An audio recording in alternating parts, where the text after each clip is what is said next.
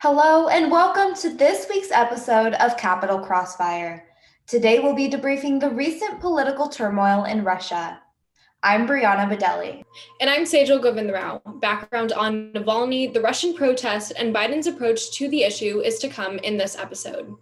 Aleksey Navalny is the leader of the opposition party in Russia and has been a staunch advocate of quelling corruption in the Russian government. His goal is to topple the Russian regime and overthrow Putin's government. The Wall Street Journal deemed him the man Vladimir Putin fears most. He has been using the internet to mobilize his supporters and encourage them to take the streets in opposition to the government. This past summer, Navalny was poisoned and fell gravely ill as a result. He recovered in Germany and vowed to return to Russia despite his poisoning.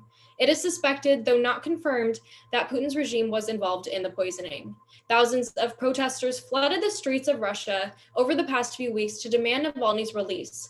AP reported that over 5,000 people were detained by the police. Russian authorities had also taken extreme measures in attempts to curb protests, detaining 3 of Navalny's top associates, finding social media companies, and scheduling sidewalk repairs at the time of the protest to prevent gatherings. President Biden has opted for a hands-on approach to the issue, even mentioning the poisoning of Navalny in a recent phone call with Putin. His Secretary of State, Tony Blinken, said in a tweet, "The U.S. condemns the persistent use of harsh tactics against peaceful protesters and journalists by Russian authorities for a second week straight. We renew our call for Russia to release those detained for exercising their human rights, including Aleksey Navalny." While U.S. leadership urged for Navalny's release, he has been sentenced to over 2 years in prison. The political response to the countrywide protests is still unclear. The Kremlin has met its new wave of opposition in the face of Aleksey Navalny, and if anything is certain, it will do anything to quell it.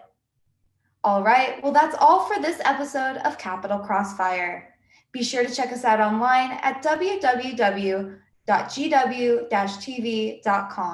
and follow us on Twitter and Instagram and like us on Facebook.